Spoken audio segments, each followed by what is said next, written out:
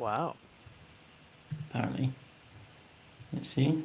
That link's not much. There's 5 waiting on that link. We are currently live. It's a professional start. It's wrong. It has now. Yeah.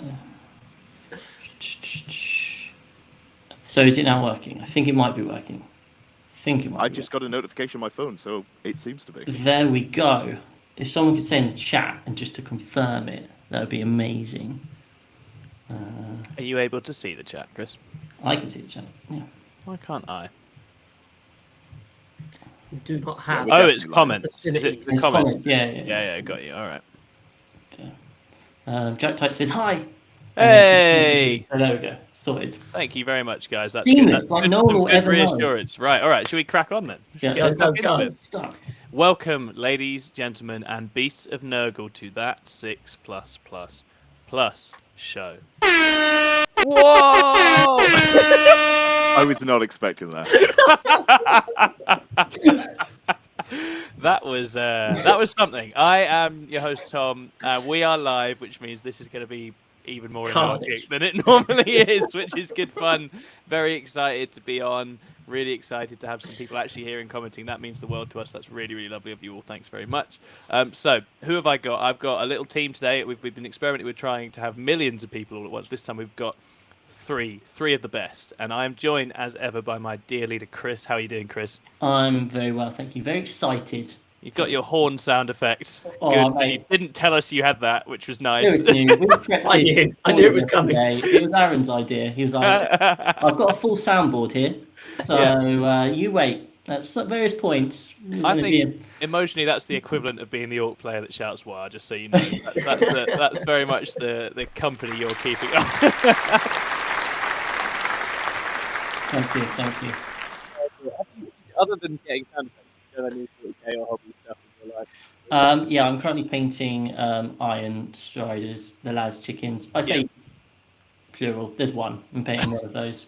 So I've got 7 for my list for Manchester. Like, I haven't had to paint a model for a tournament for a very long time. It's just been all set and all ready to go. So it's quite nice to have that new army rush. Yeah, exactly. And I think it's really cool that you've sort of got some practice in, and you're going to take them out to a GT and see how it goes. I think it's going to be really, really fun. And it's one of those things where I don't know how I'd make go into this meta at the moment. So I'm really curious to see. I think it's going to be really fun. And you're going to catch some people out as well. Me and the enemy. Exactly that. They've got all the buffs. Just I'm on a 2-up. Just save on a 2-up. This unit saves on 2-up. 2-up all the time. Try that for 5 turns. Yeah, it's all 2-ups all the time. Exactly. Great, excellent. Right, well, I'm also joined by Ed. How are you doing, Ed? Yeah, not bad. Better than last week. My neck now works. I've lost to Dark Angels again, which is why I still haven't got hair. I'm actually 1 in 5 in my practice games running up to Manchester. I am not feeling good. The problem is I'm practicing into really good players, better players than I'm expecting to play at Manchester. And I don't know if that just skews it, or if it's just not good times for Tau at the moment. So it'll be interesting to see how I feel at the end of this weekend. Yeah, I think it's interesting. You have to not let it get you down. I think there's a risk that you just lose, and you go in with the wrong mindset. And I think if your mindset switches, you'll end up making mistakes that you probably wouldn't have made had you had a bit more of a positive outlook. Totally. Oh, not me. I've got that American outlook. I'm just temporarily embarrassed, best player in the world. You know, nobody knows it yet, but they'll find out. You definitely would beat Ziegler and Anavati at any point in time. You just haven't had the chance yet. Yeah, exactly. Yeah, I mean, if I can't play them, also. Never mind. Yeah, go ahead. Let's not say inflammatory things about countries, not about the players. No, absolutely not. I mean, I don't know. It's one thing that we'll talk about. There's obviously a popping up of these artillery lads, the old Desolation Marines. I don't know how you feel about those into Tau, but it feels like they can hurt all your lovely little chaff things. You feel like they're always quite important to Tau to have those unhurt. I'm just going to start everything off the board. Yeah, just like the whole that, army. I think. Well, all the stuff that cares.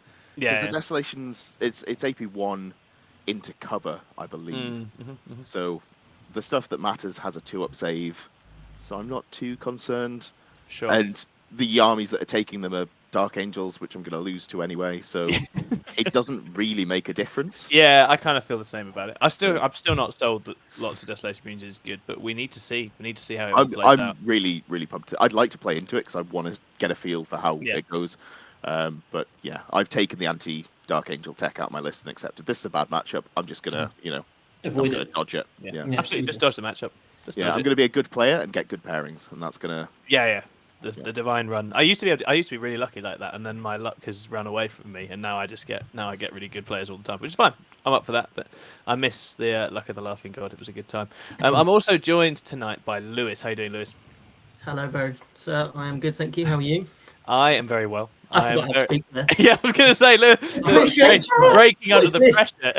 Hello, yes, fellow humans. I am also here. Yeah. Oh dear. Genuinely, I didn't think I'd be nervous, but here we are. It's like like when you tell like a waitress to also enjoy their meal, that sort of thing. You just have like a brain fart and just send the wrong energy back. That's all right. There's nothing to be nervous about. I've forgotten all about the people. I don't think there's any people even here now, so it's fine. We can carry on. Act like they're not here. They're just as afraid of you as you are of them. Imagine them naked. I think we've probably met all of our viewers, so we can probably manage that. There's a reason. Sorry, guys. There's a Jack reason has now left the building. Yeah, sorry, Jack. Not to call you out. Have you done any hobby, Lewis? Got anything? Yes, done a bit of hobby actually. So the Falchion is finished. Well, as finished as it's going to be. Good. I've even come up with a name for her and a little bit of background as well. So Lovely. She's now well and truly part of the army. That's excellent. Her name is Matilda, which in Old Germanic means battle maiden. So the kind of fluff around the Imperial Fist, they've got a lot of Germanic names. Yeah. So I've started naming my squads various things from old Germanic history and old names and things like that, and I'm just building bits of background for each squad and each unit. So hopefully, it should come together as a nice little story about the Force. Yeah, quick sidebar. Yeah. Given the size of it, it's an absolute unit. I feel like you should have called it Mrs. Trunchbull instead. Yeah, I agree. Just put it out. I agree. Yeah. You can imagine just swinging a small child around by its turret, Trunchbull style, and eating an entire cake. Have we had Falchion post photos up on the socials yet? We need to get those up tomorrow. No, Lewis put some on his, but yeah, I can steal them. Steal the right. Feel free, steal them away. Yeah, it's no highlights done, no weathering done, but it's in a position where I can take it to Gibraltar and not feel too embarrassed about deploying it. So that's the main thing. Beyond the use of the unit itself, so that's good. I filmed a battle report with my knights, so plugging a different channel, BFS Wargaming. Whoop, whoop, whoop. Played into Patrick's and his Votan Leagues of Votan. I won't reveal the result, but it literally came down to the last dice roll of the game, which is always the best sort of games when that happens. Made a couple of mistakes. I'm definitely rusty with the knights, so got lots of things to improve on. But it was a really incredible game. So that's awesome, and hopefully that'll be up in the next few days with a bit of luck. But very. What else? I think Saffron Walden GT selling very well. Got one ticket left. So one ticket left. Anyone watching this stream that wants to come to Saffron Walden and play amazing games of Warhammer on crazy boards, you've got one more opportunity before it sells out. And where do they find that? Is there a website link? Yes. So just Google the Saffron Slam. It comes up the very top thing when you Google Saffron Slam. And that's the same for the Sigmar tournament as well on 3rd and 4th of June. If Jack is still listening after us thinking of him naked, he's going to help me run that because I know nothing about Sigmar. So, but the tickets are also live for that now. So just Google Saffron Slam and they'll all come up. Yeah, very exciting. Yeah, I'm excited to see what Saffron Slam is like. I learned today that there is a ravine board, which is absolutely breathtaking. I love it. I absolutely love that. I can see that being extremely funny and also extremely frustrating. So we'll see how that goes. Yeah, you're on that board. Oh, sorry. And again. Sorry, Paul. They just block like a little crossing point with just 50 Terminators. You're like, oh no, I'm never getting over to what you've got to do. You've got to convince him to shovel all his Terminators down one little ravine and then just jump to the other side, and then he's screwed. He's too canny for that sort of thing. It's worth giving a little shout out to Paul James because he came second at Battlefield Birmingham weekend just gone. I've actually got to write the review up of that for Goonhammer, and I'm really looking forward to slagging that list off, giving it the absolute rinsing that it deserves, whilst also like giving the internet some cool tips about how Paul gets the absolute most out of Dark Angels Terminators. So it's going to be a really fun one to write. Okay, great. So here's the show. We are going to be thinking about upcoming balance slate and balance changes now. maybe they don't do much because we're towards the end of an edition. That's not ruled it out. But we're going to assume that there's going to be some balance changes made, and we're going to talk about some things that we would like to see, some hopes, and we're also going to be talking about some things that maybe we don't want to see or we'd be worried about as consequences, some fears. Whoever came up with the title, thank you for nodding to that beautiful Keen album. I can still say one of my mum's favourite Keen albums of all time. It's a classic album. It's an absolute banger. Echoey octave piano. Oh, the very best.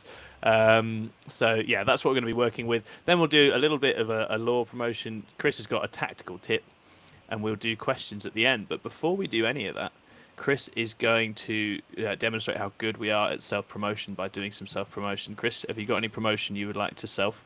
Yeah, and look how at the bottom it now says Pluse Roundup, because I've seamlessly that's pretty clever. and didn't raise your attention to it at all. Cool. So unlike last time, we've actually released some videos, so that's been quite good. All the usual stuff. So we've got Davey talking about how wonderful or not wonderful Tyranids are, and then Aaron's back with his towel. Ed, episode 4. Talking about Tyler Conviction. I'm sure episode 5 will be out at some point, won't it, Ed? Thursday, I think it'll probably be. Thursday. Nice. Okay, cool. So that'll be just in time for Manchester. Hello, Davey. We love you. Yeah, Tom's back with talking about the key units of Gene Stealer Cult. Absolutely. There's not many of them, but they're really not, and you know exactly what they are. I was just like neophytes.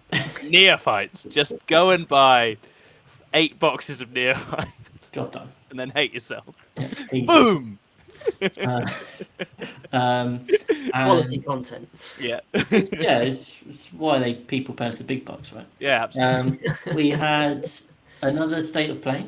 I haven't done a State of Play for a while, but Tom was joined by Mr. David Gaylard, as well as Mr. Lee Churchwood, and they discussed all things Astrum in the Time, and that was actually really interesting. It's really generated some fascinating comments on the YouTube channel. Turns out some people don't like Guard very much at the moment. Yeah, but passionate. The more sort of relaxed about the state of things people seem to really enjoy it. And David was a brilliant guest. Had a really fun time with it. Yeah, he's really great. And then we've just released a List Doctor episode in which Tom talks about the Iandan Wraith Host. Yes. This, if you haven't watched it, this is the only bit of content this week where I'm going to be like, go and watch it, because it turns out Iandan have some bloody lovely little tricks in that. It's the sub-faction you literally never see. For good reason. It's not the optimal way to play elves at all. But if you're interested in playing wraiths and you're interested in playing Iandan, there's actually a few really nice little tricks in the relics, in the combos, in the strats that I think actually you can set an army up to play the game in quite an interesting way, and a very non-Craft World kind of way, where you're really going to boss the objectives with big bricks of wraiths. And I had a lot of fun doing that, because it's just fun researching a new sub-faction and working out what you can do with it, right? In reality, is that army like silent on the battlefield? Yeah. If anything, that would be more creepy. No, I think. Oh, yeah, silence. It would be. Yeah. People getting sucked into the warp left, right, and centre. Because that's what the guns do, isn't it? The decals. Yeah. No, they would be extremely creepy. I think it's and as I say, so the Gareth, the list, the photos that Gareth sent in for it, just beautiful, because he's even got like Wraith Farseer, Wraith Guardians, everything is like a little Wraith construct. They've all got the little heads, so there's not a sort of organic life form in the battle. It's really cool, really cool. Awesome. And speaking of Eldari, we're just currently editing, because we had some chump called Vic VJ. Don't know if you know of him. Lesser known, not well known at all. Horrible voice as well, really grating. Yeah. He's just like, doing this. No, I've played Vic quite a few times now, and he's such a babe. Has been absolutely zero progress in my games against him. We kind of went like, get tabled using Custodes against his Tau, score like 60 points, then play into Emperor's Children with my Harlequins, get tabled, score about 60 points, and then play into his Elves, get tabled and score like 40 points. So I'm really improving as a player. That's been nice. But no, he came on and he spoke about all things Eldari. And I'm about halfway through editing it at the moment. It's been really interesting. It's a really fun episode, and he obviously he's got a very, very deep love for that army, and you could really feel that in the advice. We're going to try and get him to come back for the lore thing that Lewis will be talking about a bit later on, because I think that's a faction he will talk about all day, and not just from a sort of rules perspective either. Yeah, What's absolutely. happened with us getting all these big stars on the podcasts? It's just the pulling power of Tom, man. Yeah, it's just the stratosphere we're in now. You know. Yeah, big boys. No, it's just my rule with it was always if I meet people, I will ask them to come on. And in recent times we've been playing some and sort of hanging about with some big Stephen Box is supposed to be coming on. Stephen Box, where are you, Stephen Box? You owe me a reply. I sent you a little email, Stephen. Come on the show. Talk about World Eaters. I really want to talk about it. I know you can hear me. I know you're out there somewhere. As if you've just told on You seem yourself like the like kind that. of guy that's got time to hang around in a chat when you're not doing all your 40k work. Come find me. So yeah, absolutely. Very hopeful to get Stephen Box in the future. Jamie Bolcom will be coming to talk custodes. Obviously, number 1 custodes last time out. So I think that's the next one we've got lined up. Just working out when we're actually going to record that. We also have to reanimate the show with James Marsden because I lost it. Oh, yeah. I screwed up the recording, and we're going to try and get him reanimated and up and running again to talk Necrons in the near future as well. Yeah, absolutely. And then we've got a couple of battle reports which I need to polish off. Yeah. But yeah, that's the kind of the near future of our video content. Yeah, it's a whole bunch of stuff. With the machine is well and truly whirring at this point, so we'll just keep that good stuff coming, guys. Have I got a train sound? No, sorry. Not yet. Not yet. I know what you're doing next week. You're gonna go and you need to up your sound effect game. I do, yeah. Okay, so We did find the soft jazz yesterday, so There's a lot I of was background hoping music. we were going to start with some soft jazz, but you can't. That's the fireside thing. You can't Yeah. go. You can't step on their turf, right? I think I'll share with you the tracks later on. I won't maybe bore we the should have audience. some drill music instead. I don't even know what that sounds like, but I know it's our vibe. That's us, full white boy. You've nailed it. Yeah, absolutely right. Okay, I think when we're ready to get into the main event for this show, which is talking balance data slate balance changes. We're probably due one quite soon. I would expect early April, but I'm no expert in these things. So today we're going to talk about some hopes and fears for the balance data slate and balance changes. This is realistically the last set of balance changes we're going to get for this edition, I would guess. And so it's the last go round at getting a sort of nice sort of end of edition meta. So I think it would be good to see it done well and leave us with a couple of months of sort of nicely poised games and interesting events as we see out the end of the edition. So what we're going to do is we're going to start with hopes. I'm going to ask each of you for one of your hopes for the balanced data slate, then I'm going to offer one as well. And we'll see how far that gets us. If we've got more hopes, we can keep going for a little bit. If not, we'll move into fears, as everything must eventually turn to fear and darkness and despair. So, Lewis, you're up first. Tell us your hope, or a hope, for the balanced data slate or balance changes. other than Imperial Fists becoming the best army in the whole game. Well, it looks don't like, want that, you've stop gone, playing them. Yeah, you've gone 2-footed in on that, right? You're assuming that's happening, right? You've got all in. Thank you, Elo Wizzle. Apparently, there's one coming after Adepticon. That's really helpful. Thank you very much. That's Excellent. great. Yeah. Yes, well, obviously, so Imperial Fists are going to start with the 90% win rate. So that's hope number one. 90% win rate. Right. Okay. We've got a couple of months left. It's their time to be completely oppressive and crush all before them. Yeah. Okay. Which is the most important thing to do. It's on a similar vein, but it would be quite nice that they remove some of the nerfs that are affecting some of the older books. Okay. Imperial Fists are a good example in that they've had their Thanks, Elo Wizzle.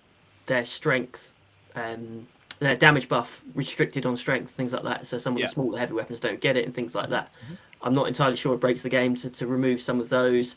You take, like they did with AdMech, they kind of just deleted all the FAQs and all the nerfs. So you're saying I can get core on my Talos back? That's what you're saying? Yeah, exactly. Things like that.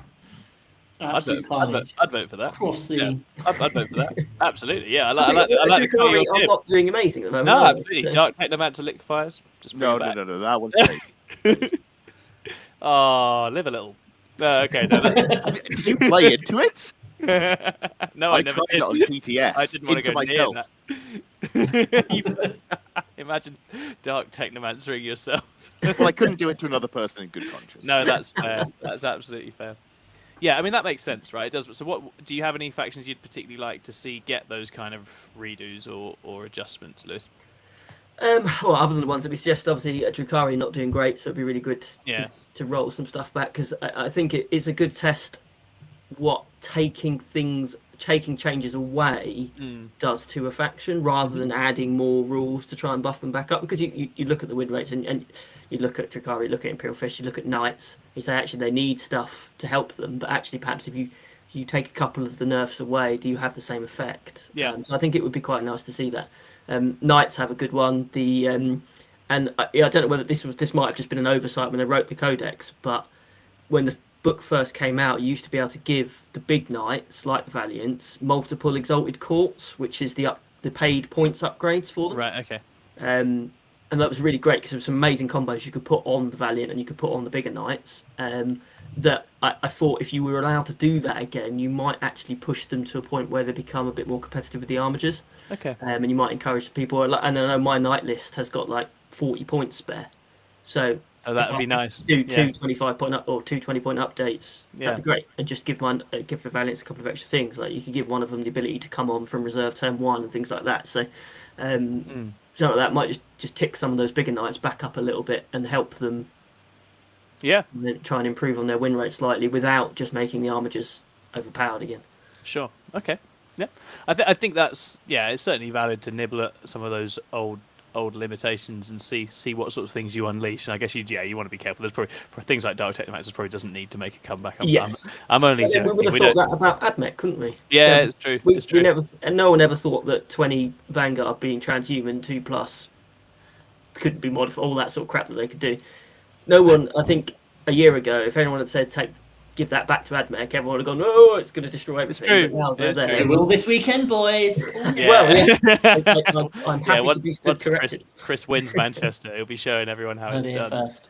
Rob Kimpton says Drakari are fine with a little kiss face. It's true, Rob. They are fine. Talented players like yourself can do just fine with them, but people like me who just want to go rah and smash the Talos into people are having a terrible time at the moment because the Talos doesn't get caught, which is sad. I'd like core on the Talos. And it's with Kronos as well, actually. I do like it on those as well. Okay, cool. How about you, Ed? Any hope you'd like to share? I'm just gonna straight up steal it. Space Marines. Yeah. I hope when they, I'm assuming that they nerf, Dark Angels. It'd be odd if they didn't. But I hope when they do, they don't also hit the other Marines that aren't overperforming. I think there's 3 Space Marine factions that need an eye on them.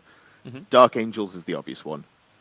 Iron Hands is another one, and then Space Wolves. I think they're the 3 that can really use the changes. Okay.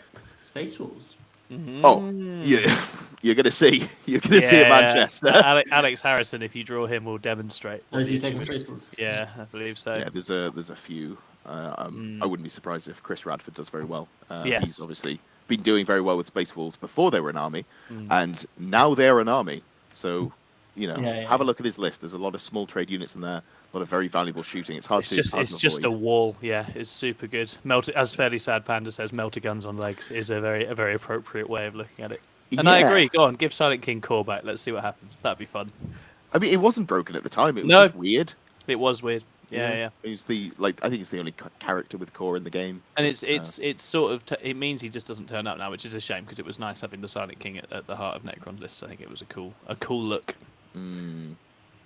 But yeah, so I hope they don't do stupid stuff like, Terminators are now 50 points. It's like, well, maybe make Cyclone missile launchers 15 points or something like that, and chip away at the problem. I'd be interested in seeing Transhuman go to either mini Transhuman or -1 to wound. I think both of those would be an interesting change as well. Yeah.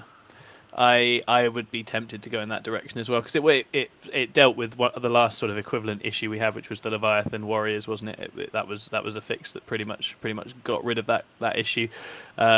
Paul James won't be happy with us if that happens to Dark Angels, though. I think it's a big change. It's a big change. If they go, I've no idea. Honestly, I don't know. I think it's a big change because again, it's that fours versus 33-66 maths, isn't it? What people really like fours for is when it skews and someone completely fails to do anything. And as soon as you skew the mass away from that, it is much less likely for that to happen. You've seen that with Harlequins in your own experience, right, Chris? As soon as you're on percentages that aren't 50-50s, which can go into 75s, can go even higher sometimes, it's way easier to hurt things. I don't know. It'd be interesting. That wouldn't hurt the more versatile, more mixed Dark Angels list anyway. No, not as much, right? It wouldn't hurt them as much. There's a lot more going on in Dark Angels right now than just the Terminators and the Transhuman. Or it might actually force people into playing the 50 Terminators, because if your 30 Terminators don't genuinely, if your 30 Terminators don't do the job, and 20 of them, so it might just make the game more boring to play against, although make the army worse. Yeah.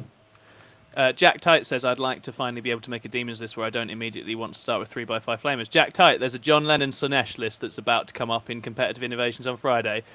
Just go and run it. It looks really fun. It's like 120. It's like it's a lot of demonettes. It's a lot of fiends. It's not much else. I have experience into a very similar list. Yeah. I played at Coventry into I can't remember his name. Lovely chap from Team Iceland, who was running almost pure Slanesh demons, but he had the flamers in because it's like, it was pre-nerfed flamers. You're obviously taking them. He said, "I wish I didn't have to. I'm hoping that they nerf it so I can drop them from my list." But it is oppressive. I was charged turn 1. I was tied up. I was charged turn 2. I was tied up. I was charged turn 3, and then I had no models left. It is absolutely insane. Yeah. Oh, don't worry about Desolation Marines, Jack. You just dodge the matchup. Just get in there. Get stuck in. Use your Slanesh demons. Makes you nervous. Oh. It'll give you +1 to your armor saves, though, when they shoot out of combat. That's good for demons, right? +1 to your armor saves? Absolutely. Yeah. I think it's difficult. And I think, Chris, you're absolutely right. I do think the actual changes are probably likely to be limited to a narrow range of armies, but we can dream. And let's hope they're in a sort of grenade lobbing mode. I love that. I love it when they decide to just chuck a bomb in there and see what happens. It's always a good time, and you never know. So Marines changes, Ed, it sounds like mostly aimed at bringing Marines down. Is that that's the thinking? Bringing the top Marines down without making the Imperial Fists worse. Okay. I'll throw Lewis a bone here. They will do well to make them worse. They'll find a way. If we come out of that data slate and they are worse, I will have to applaud Games Workshop. I think you could make a very competent Imperial Fist list that would do quite well. You just take, Vanguard vets. You take all the stuff that's good, and maybe you don't care so much about all the guns, which feels weird. But Also, presumably, Desolation Marines are good in Imperial Fist. They ignore cover. That's True. that would be good as far as I can see. I don't if armies that are spamming them, you need to get some kind of added efficiency out of them, but you would with Imperial Fist. And they'd really love that +1 damage. Yeah. 3+3. What strength are their guns? So the main Dark Lance equivalent would be D3+4 for you, in turn 1. And they'd combo quite well with the Fist stratagem, like pre-game one, where they can just get +1 save for standing still, because you're never going to move them. So you put them somewhere, then even if someone appears behind them, they're just going to have to put, or have mortars or things like that. They're going to be sitting on a 0+ save in cover, just going, well, good luck. Shoot as many mortars at me as you want. Yeah, absolutely. Right, okay, Chris. Give us a hope, Chris. Give us something to hope about. No. I just went for a really general point, which was kind of based around other Chris's points. So well done, Chris Brown. Was because I listened to the MetaWatch video today just to kind of like get my head around thinking what the things they might do, and the guy that does the stuff, Stu Brown, whatever his name is, made a really interesting point. He says they don't just collect their data from GTs and super majors. We hate you, Paul. Go away. They actually take it from everything. So they take it from 1-dayers, these 3 games. They do. I believe they take it from casual games as well. Oh yeah, I think it's literally straight out of the apps. I think straight out of the input apps of all games. Yeah. Just a quick sidebar. What a terrible approach! The worst way to gather data you could possibly go for. And his argument is, we want our game to be a fair reflection on how everyone plays. But that's not it, is it? It's the game is optimized at the higher levels on the top tables, and that is the thing that has the trickle-down effect. And it was just a bizarre way, but that's how they view things. So that's why all these percentages they're giving us just don't seem to add up. They're not the same. They're categorically not the same. So my hope really was just that they actually do pay attention to more realistic data sources. They look at these, these sort of stat check episodes and those sorts of things, and they understand that it just makes sense. Well, you're putting us in a very moral dilemma here, aren't you? But I do love Terminators, just not green ones. I love Terminators. What makes me really sad is I love Death Terminators. Shroud. Death Shroud are brilliant. Dark Very Angels like are my Terminators. favourite faction. I love Dark Are they Angels actually? Terminators. Genuinely, yeah. They Oh, were wow. my first Space Marine, but I can't play them now. I've just played Nids. I'm playing Tau now.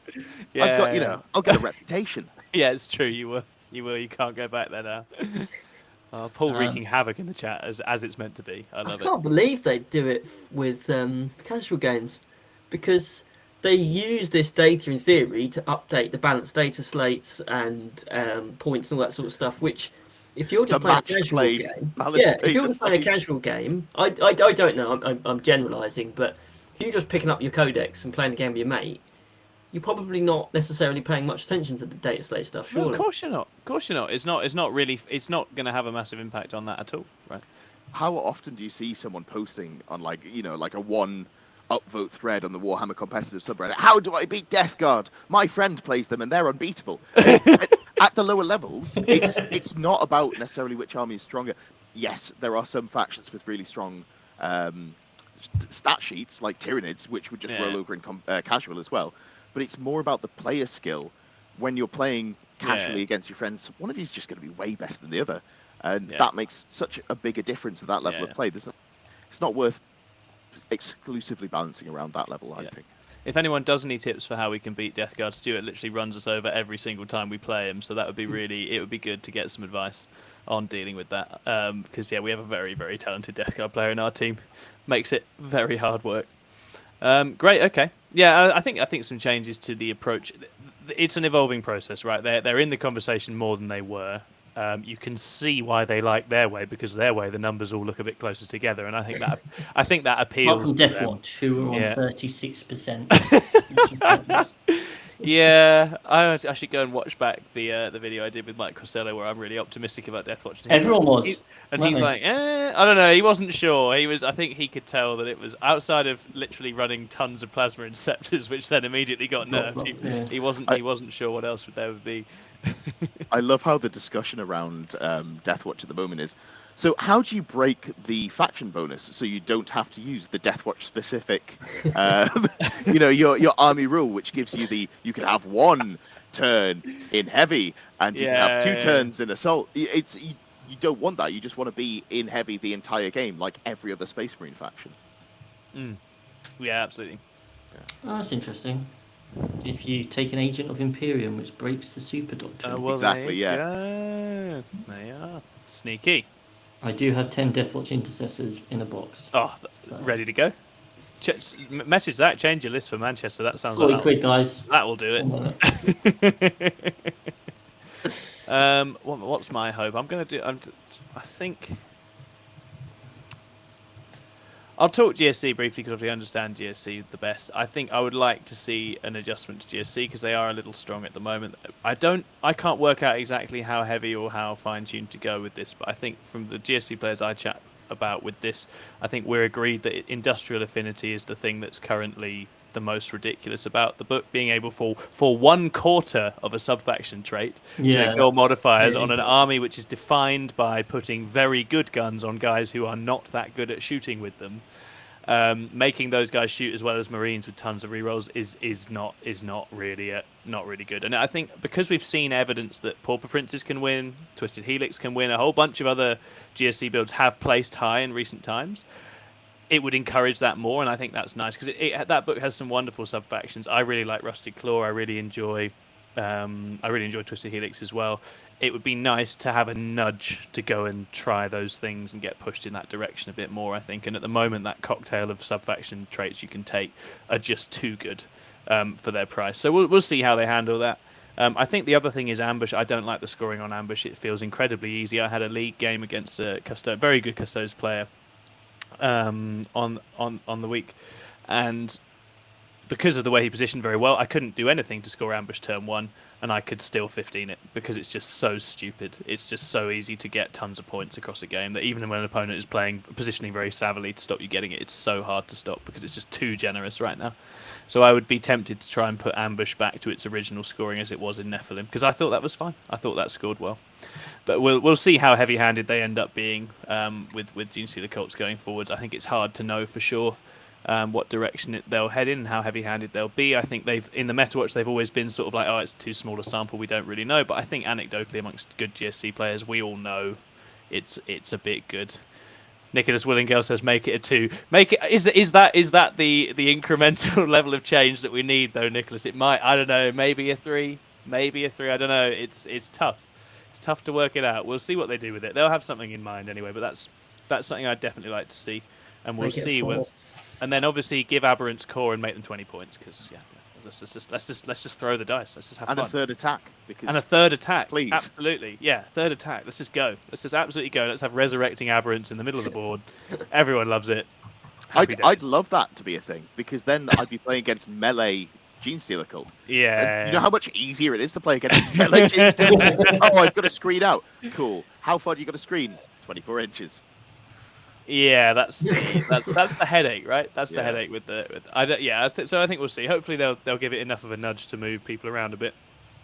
I have to see if the current meta is changing it anyway, because Desolation Marines definitely changed the picture a bit for GSC, so it's going to be very interesting to see where they fit in now. I think so. How can they shoot you if you're not there? Well, something has to be there. Something does have to be there. Just put a couple of trucks in and you'll be fine. Yeah, that probably would do it, to be fair. Yeah. I played in my first experience playing GSE was when I was playing Tau with Airburst, and I was like, yeah, GSE, this will be easy.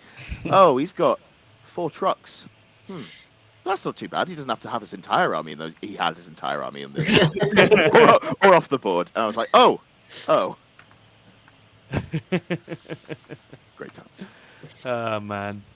Right, okay. That's the hopes. So now we're going to move to some fears, some concerns. I'm going to go to Chris first, because Chris had to wait very patiently to the end there. Chris, what do you fear this Down Better Slate might do? I mean, I guess, again, it's quite a general one. It's just that I really hope that they just... There's that concern Chris, you've got to frame this in terms of fear. I've got very strict briefing here. I am fearful that they can't be asked. And they just go, it's fine. And there's something really minor which hasn't got much thought put into it. You know, as someone said in the chat earlier, there's no way that they're going to have like a thorough one. You know, like in January, where everything just like we had all that oomph and it's like a new game almost. Apart from the same fucking missions for the last 4 years. But it's just kind of, my concern is that it's just going to be, we'll just tickle them, you know, and it'll be. Do we need the little? Yeah. Was that necessary? And what will happen is that it won't be enough, and then we'll carry on with the same Terminator, Iron Hand success. That would be sad. Yeah. Misery for until 10th, which will be in whatever 6 months' time, whenever it's coming. So yeah, that is my fear, that they just can't be bothered, or they don't try hard enough to actually deliver a good one. Yeah. Just go fuck it, send the edition, goodbye. Yeah, exactly. Yeah, which is always a concern. That's a very real risk. Ed, do you want to come in next? What do you fear might happen? I think someone said in the chat earlier that the current armies are holding back some stuff that could be a problem. So if we do see things like Dark Angels get nerfed and Guard potentially get nerfed. Oh, no, tell you what. I fucking fear that they won't nerf Kassakin. Fucking strat. Yeah, that's it fair. It feels so bad to move more than one unit out of your deployment. It's like, I take 6 mortal wounds. It is what it is. You've got to spend your resources. You come. Oh, they all take 6 mortal wounds. Fantastic. There we go. Yeah. Fuck that. I was going to play Imperial Guard, and I had ordered, I think it was 7 Lehman Russ, because I was like, Cass is going to get nerfed. It's going to be the data slate. It'll be in the FAQ before the data slate. Yeah. It's great. I don't want to play Born Soldiers. I hate 6s auto wounding counting as 6s. It's such a dumb mechanic. I'm going to play with OBSEC tanks that count as 5 or whatever it is, and it's going to be fantastic. I'm having a great time. And then they didn't, and I was like, oh well. Guess I'll just chill with Tau for a bit, see what happens. I think those some targeted changes to Guard would definitely be good. Again, we're going to see in Manchester whether they can hang with having a bunch of Marines dropping rockets on their heads from cover or not. Just quickly, also, yes, I do fear that they will nerf crisis suits again. Oh well, they're how clearly, much is they're clearly when is underpriced. enough, Games Workshop? Yeah. When is enough? 10 more points per suit. Will and you I think, take my firstborn child too? yeah, I think When will you leave me alone? points per suit, and then maybe they just can't take guns. I think that would be better. No guns. I mean, I'm a big fan of melee Tau. Combat Tau. I played a game, genuinely played a game against Custodes, and turn 2 I killed more stuff in melee than I had in the shooting phase. So that was fun. Yeah. I love Combat Tau. Because you can build a couple of quite fun fighty commanders in that book. Yeah, Farsight, Combat Commander, Yeah. Riptides are really good in melee. Just roll 5s and 6s to hit. Strength 7 AP 2 damage. If you roll hot. In that game, I killed in one turn, I think, a Custodi Bike and a Venetari, which I was like, this is, nothing but net. Nice. Very, very nice. Something which I didn't think would be very good in combat is the bloody Votan land fortress. In the battle report, fucking hell, it charged Valiant and has like 7 attacks. It's not good though, right? It still hits on 6s, doesn't I it? think it's 5s, but then they get auto wounds. That'll get you. Oh, okay. It's just How much damage? auto wounding. Does it have a melee profile, or is it just... I don't no, it think didn't have an does. AP. No, it's so- not. Okay, so... It's not that. It's not actually good. I tag those all the Wasn't time, expecting and that nothing from you, bad's was ever it? happened to me. Well, I mean, they could use the strat for reroll if you've got tokens on them. So you're auto-winning on That's- 5s, rerolling yeah. everything. 6 attacks hitting on 6s. I guess with the thank you, fairly said Panda. I guess the One hit. the auto wounding does mean that does something, right? That definitely does do something. It can get rerolls to hit for a receiver. So yeah, deadly, absolutely. More than So nothing. when you've got 3 judgment tokens, Yeah, I mean, yeah, it's 4s just slapping you, auto, innit? but 4s auto wound. Yeah, The 4s that's- don't count. You have to successfully I wound. think you have to make Yeah. the hit. Yeah, I Right. think you It's have to the make same hit. with Overwatch, for example, with Tau. Like, if it's turn 5, I'm auto-wounding on 4s, but I'm only hitting you on 6s, so... So is it fair, Lewis, to say that your fear is that they don't address the real issue here, which is that the land fortress is a melee monster and needs to be sort of toned back? You need more Votan nerfs, is that right? You're worried about the melee capabilities of the land fortress? Do you know what? I thought Votan, well, obviously they're playing in tonight, so it's like a very Yeah, I it's do literally like supposed them. to be what they're made Yeah. for, right? Um, It sounds like it went to the wire. No, honestly, really brilliant game. I took banners as well, which you wouldn't expect with my knights. Okay. I have a Canada's assassin, Aha. so she just ran around all game doing banners. That's extremely bold. sneaky. Well, they That don't is give up bold. any secondaries. They don't give up any. Like, I could take no prisoners, but they don't give up, bring it down. Like, they're not very good on grind because they don't have many units. So I'm just sitting there going, "What's my third secondary?" I was like, "Fuck it, we'll take banners. Keep the assassin on the board. Get some banners up." Went all right. Bold. Do you have Looking any, at the do you have only any one- other fears, Lewis, other than land fortress melee capabilities? Well, I have noticed, and obviously everyone's noticing this, but out of line of sight shooting is creeping back into the game. Yes, I thought sir. we dealt with this, and there seem to be a lot Yeah. of armies that seem to be ignoring the fact that you're -1 to hit and -1 AP. Not entirely sure I like the fact that we're now getting ways to kind of counteract the nerf to line of sight shooting, which I thought was actually a very good nerf Yeah. for the health of the game. So Yeah. I have a fear that we're going down in that kind of route again, which wasn't a nice place to be. Yeah, it'll be interesting to see if they address that. I mean, obviously, the stuff that's just come out was presumably designed before they adjusted and learned various things about artillery and the fun or lack thereof of that. So it's whether they find ways to catch up and adjust that. They might. There's been a couple of little changes already, like Creed doesn't do as much for mortars as she previously did. They FAQ'd that, so it's not quite as oppressive. So there's some stuff to be hopeful, I think, about it. But yeah, we don't want an artillery meta or a go first artillery meta. I think that's extremely boring. Never So good. we There is don't one want that to persist. There is one very simple solution to the artillery meta. Oh yeah. Bring back planes. Okay. Bring back Right. those planes. and then they Okay. can I'm bringing goodbye. 2 to Manchester. That's all. There you go. Very Yeah. nice. But let me take my 6 AdMech planes. And, 6. and then we You'll can sort the problem out with him. Yeah, I'll sort it out. I'll Yeah. take everyone on for you. It's like that Simpsons episode where they just unleash another wave of animals to try and kill the ones that have previously escaped. They're just like, oh, the cats will kill them. Yeah, Ridiculous. it's the way forward, guys. I love you went not with. how much that's used in the real world. Actually, Yeah. Tom, that's I love how you went with not the traditional Genuine. nursery rhyme. That was built on. You're like, remember the Simpsons when they came up with That's there was a spider. Only and she frame ate of a reference spider, that I have. and it wriggled around inside her, and I think there was a cat maybe in there as well. 6 orc Gil Morris, they absolutely will give the elves a buff, and you'll be grateful because elf domination is the way this game is supposed to be at all times. Elves should always be bullshit, and it's not right when they're not. I won't hear it any other way. They're always bullshit. It's just sometimes they're oppressively bullshit. Yes. And sometimes they're bullshit because you haven't seen them because they're a bit underpowered, but they're still bullshit. They are still bullshit. Yeah, it's true. It's absolutely true. And Fairly Sad Panda says that any further Votann nerfs kill that faction stone dead. Oh, I agree. They definitely don't need more nerfs. They're in a perfectly reasonable spot at the moment. Buffs make them toxic. I think that's right. I wonder about the troops. I think the troops could be cheaper. I think the normal foot lads being cheaper might mean people actually had some more infantry on the board, and that might make Votann a little bit more interesting than just the three elite troops they currently have en masse and some vehicles. Right? I think it would be nice that if lists that were running like 30, even up to 40, 50 of the foot lads could be relevant and good. But I don't know what the price point for that would be.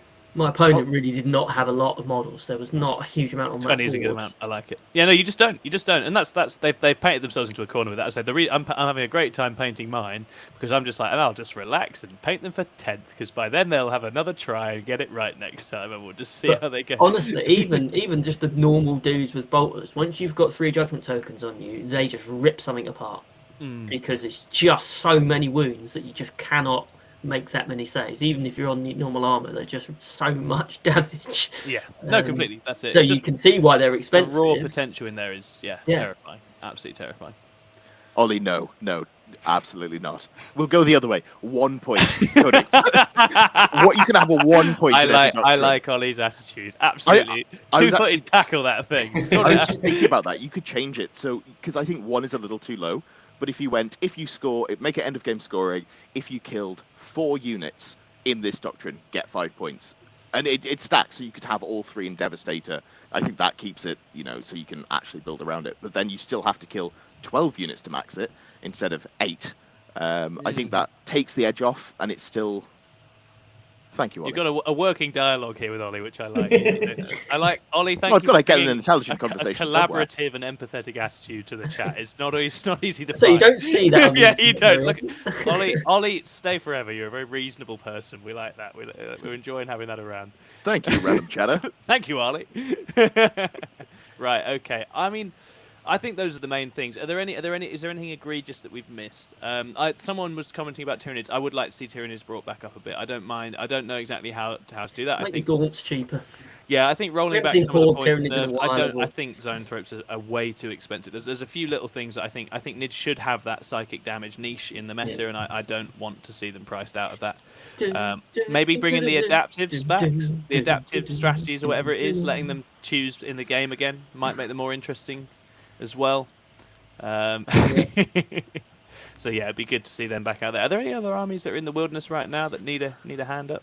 Admit. No, you're just about to demonstrate they're broken as fuck. You're about to go to Manchester and clean house, Chris. Fact. I was of the opinion that they were going to be good when the Arcs changes and they lost all their nerfs, but then nobody's been playing them, so I don't know if it's just they're not good or it's too much effort to play them. Yeah, there's one guy in America who's like won 2 GTs in a row with like perfect scores, but he's interestingly going completely the opposite of the block build, and he's taking Mars MSU. Yeah. And just like loads of plasma 5-mans. So yeah, but I was looking down at Manchester, and there's actually some really interesting AdMech lists going. There's a quite cool Riser build going. Oh, I just love Riser so much. Every time I get a new book, I'm just like, "Where's the combat one? Show me the angry combat one." I don't care if it makes any sense at all. Exactly it. And it also boosts plasma guns. It's everything you want. Catapron breaches stack. It's the Dark Angels. Dark Angels. There are the lists going to Manchester. I would say are actually good AdMech lists. I had a look at them, and they are actually strong AdMech lists. So it would be really interesting to see how they get on. Yeah. And because as I said last week, I have a vibe for how good they are, having played into myself with other armies. With them, and Chris plays into himself. Don't ask. No, no more details. We get pictures of Chris playing with himself. Only in the special WhatsApp. I didn't consent, but So yeah, I'm really interested to see how. I honestly, I think it's good. I think it's good. I think I had the same with Drakari, running Drakari the other day, where it's like actually into a lot of matchups and with a lot of experience, you're still going to present a real problem for people. But top of the meta might not be the same, but we'll see. Rob Kimpton, yeah, I completely agree. I agree that the Finial shouldn't be an aura. It should be one unit can benefit from it. It's Guard need to have something like it. Lee Churchard, you'd love to have CSM back, wouldn't you, Lee? Lee, let's play a game soon. I'd like to play a game with your CSM before any balance changes, please, so I can have a go at hitting them before you run me over with them again. I don't want them getting any better. No, Chaos Space Marines definitely do need help. More specifically, they need a package of love. Well, yeah, that's the Emperor's Children in Lee Churchard speaking. Which is how Chris describes it when he plays with himself. Thing is, what do you? I guess you could revert. I will destroy you. Yeah, destroy. You normally do, Lee. There's no messing around with it. I get. Love you, Lee. I normally get absolutely crushed. That's how that game usually goes. I don't know. You could wind some of the points rises back for them. I don't know that they actually needed those, given how the meta's played out. But I don't know what else you'd do for CSM that would help at the moment. Because I don't think you want to go back down an Armour of Contempt direction. And that was really the other thing that was helping them work before. So what's the change? What's the... Just get rid of them. Just get rid of them. Shut up. You're biased. I won't have your anti-chaos bias in here. There's a few things you could make cheaper, I think would make them quite interesting. You could make the base troop cheaper. You've got to be careful with that, because if you've got really cheap OBSEC Space Marines, it can get a bit fucky. Yeah. But if you made the Legionnaires cheaper... Yep. And I think the marks as well, because you're punished, and this is going, away from competitive and more to a fluffy perspective. But you've got so much left stuff if you want to mark every unit in your army. And also, why is it limited? Why can you only mark 6 data sheets? Slight exaggeration. Free Wargarian on Noise Marines. Don't let him have that. Don't give Lee anything. I really enjoyed exactly the way they are. I really enjoyed playing into Noise Marines. I don't know why, but I thought that was a really fun game to Oh, play. the Emperor's Children are really cool. They're versatile. They can do a bit of all of it. That's the thing. And it's how do you achieve that same effect for the other legions? And I think you'd need to target obliterators. They'd need to be cheaper so that some shooting that's half decent can be brought in. Yeah. Havoc's probably a bit cheaper as well, although they're right on the line. It's what sorts of shooting can the other legions have that would actually mean they got a versatile game plan. Better secondaries would do them a world of good, Gelmaris. But hey, my Night Lord's one where if they fall back, I get a point. Oh, all the way to the bank. If you can get there, which is the basic problem with Night Lords in general. 1 point. I get a point if you fall back, mate. Yeah. I think that's a really good point. Actually, I'm also trying to trap you in combat, so riddle me that. If you look at world leaders, for something that happens maybe once or twice a game. Well, I get a point every time you do it. So, and if I roll over your leadership when I kill you, it's really good. But if you're mass charging stuff, you've probably done all right anyway. I don't know. That is exactly it. It's very Night Lords. If you're battering some peasants, it's fine. That's the way they like it, but they're not good in any real fight. That's the problem. Jack says more free war gear. That hasn't backfired for any of the power armor factions. Jack, you and I both know there are not enough rules in that book for the free water gear to be a problem. There's six options in the book. Dig up, maybe stupid. Slightly more, but exactly. you genuinely probably could. I think you could. Raptors. Yeah. Go on, give Raptors some free stuff. Raptors are great. Raptors are lovely models, and they're not very useful right now. Yeah, I really like Assault Marines in Space Marines now. They don't feel oppressive. They feel worthwhile. They feel decent, worth the points. And it's nice seeing a unit like that actually have play, as opposed to just, Terminators are pretty good, so... Here they are. Yeah. Also, Jack, when was the last time you paid for war gear on your demons? Hypocrite. Oh. Yeah, you got your little swords for free. I see you trying to stop other people getting the same free gear that you get all the time.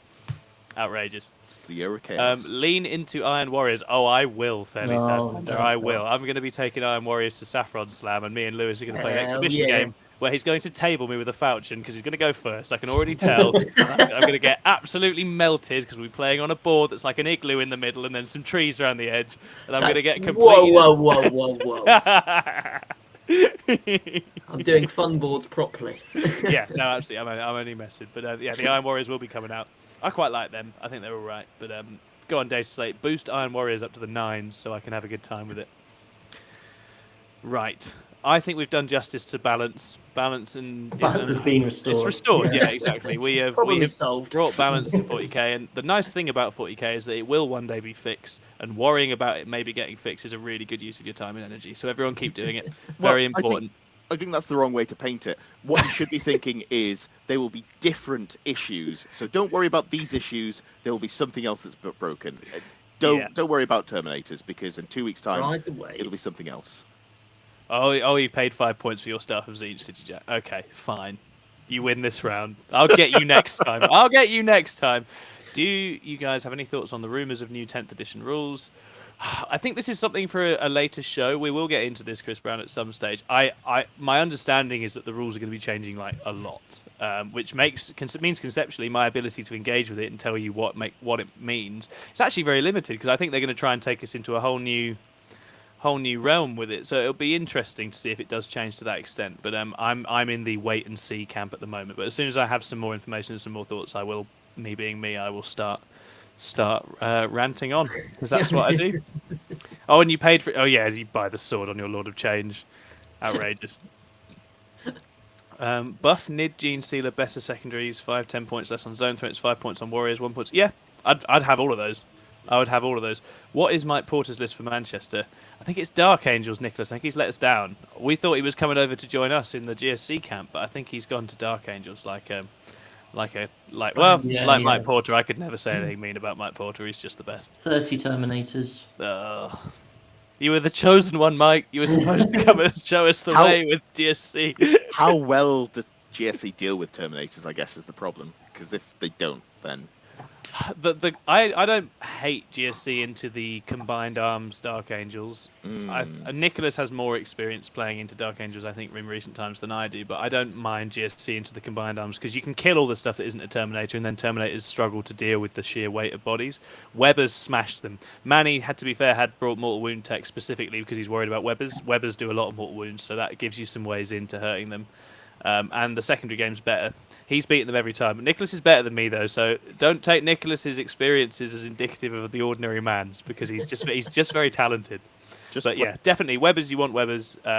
I think the secondary game is in GSC's favour into a lot of those lists. So yeah, we'll see. We'll find out at Manchester. It's how much that Desolation Marines change things at the end of the day, because that's what they're packing. I kind of like it when people start skewing into artillery, because I like them not having frontline stuff. I like the idea that I can get the edge in that exchange, but we'll see how it goes. Cool. All right, we're going to move forwards, ever forwards, just like the state of this game. Always some new horror, and we're going to do a couple of small segments first. We've got a lore segment, and Lewis is going to take point on the lore segment. Lewis, over to you, my man. Indeed. So, obviously new here, 6++, and I want. Hey. Hi, friend. Hi, guys. Hi. Welcome. I'm going to talk about things that aren't competitive 40k. So settle in, everyone, for the next 5 minutes. Go and make a cup of tea. I'll still be talking when you come back. No, genuinely.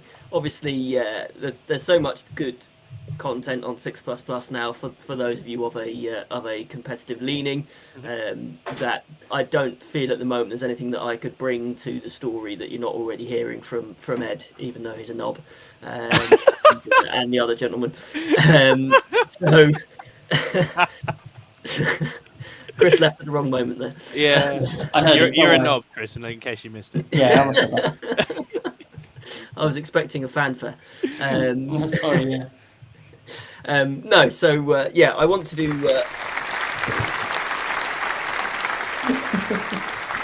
It's been a pleasure. It's been a pleasure. I'm leaving. Bye. No, so yeah, what am I talking about? Being serious. Yeah, so I wanted to do something that was a little bit more fun, a little bit more casual, and something that I've always loved, and I think a lot of us that have got into this hobby have come at it from an angle of finding the stories of Warhammer as a really massive draw, something that's really important to a lot of people. I think the lore and the novels and the history that's behind Warhammer is really, really incredible, and I think there's so much depth there that we can plumb together, hopefully. So first couple episodes are going to be recorded sometime soon, but me and my good friend Tom here, we're going to be starting a new series called The Rest is Warhammer.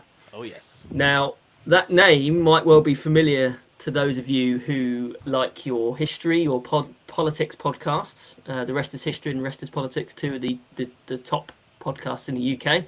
And I'm definitely not gunning for any kind of financial takeover or sponsorship deal. But if they are listening, my email. Oh, address they definitely are. It's them and Stephen Box just tuned in. Oh yeah. But no, those podcasts, if you have listened to them, they have a really great format.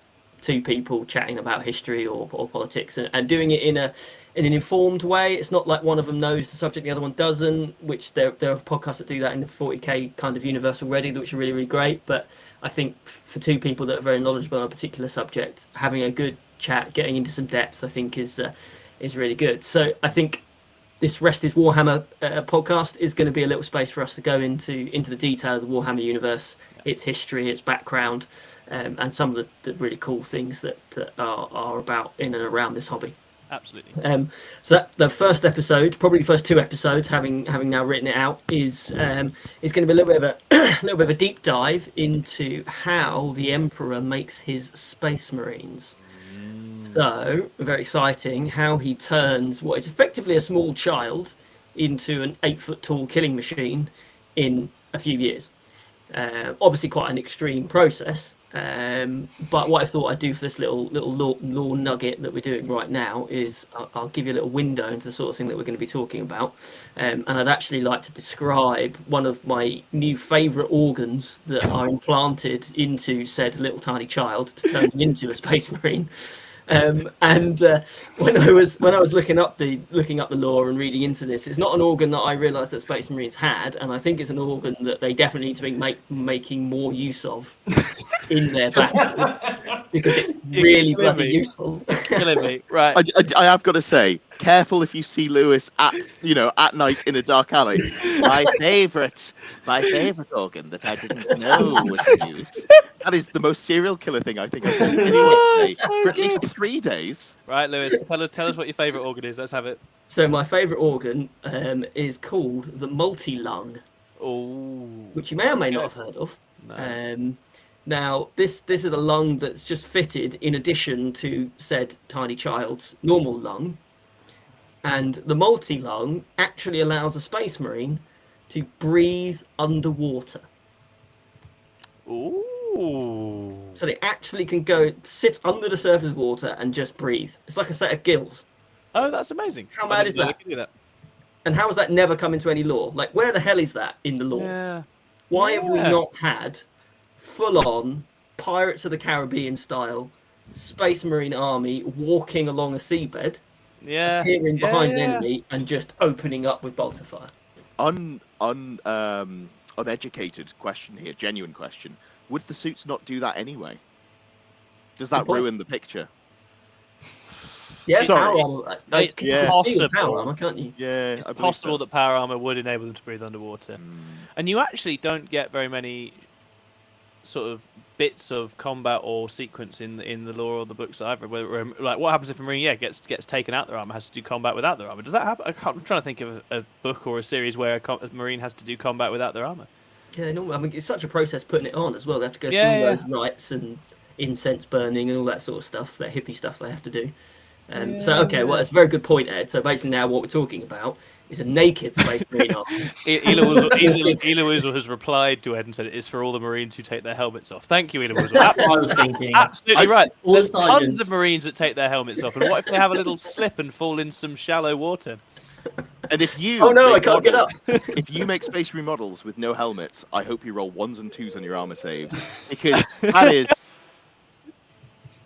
You're going to fall out, Ed. It's the best way to mark a sergeant.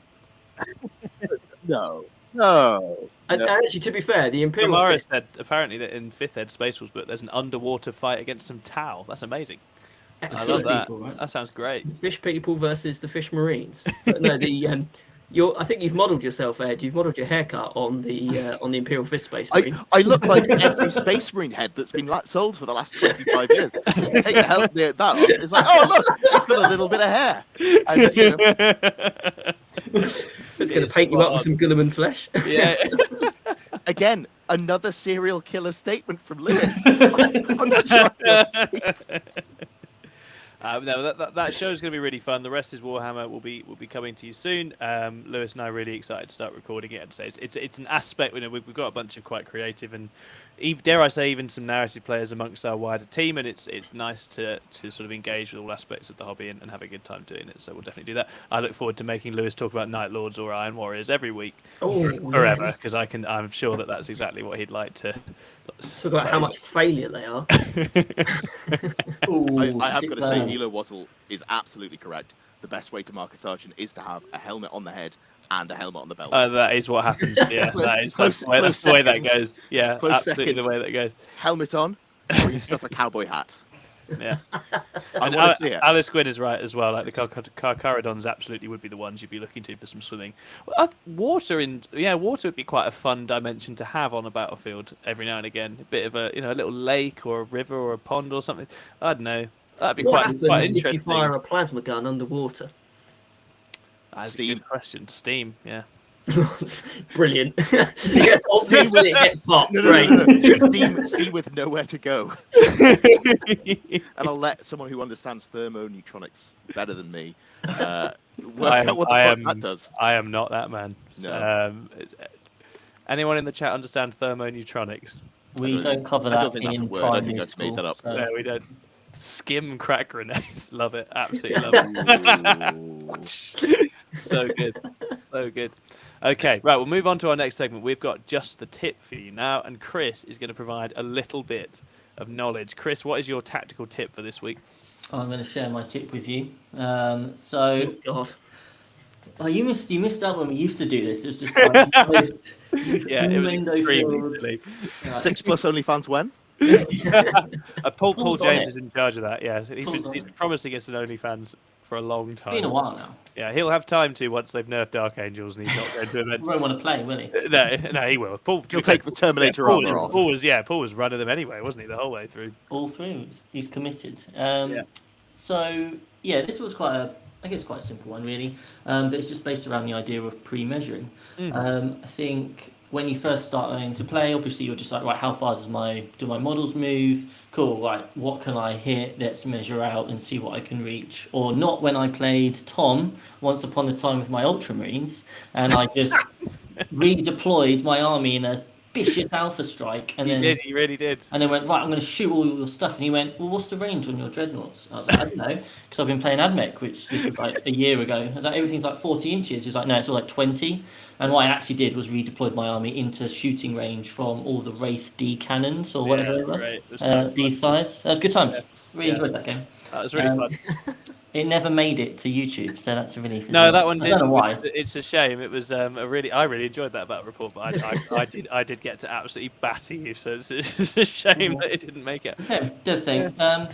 But once we get kind of past that level, it's you want to be thinking more about your the ranges of the guns, and not just particularly yourself, but your opponent as well, and how far they can move.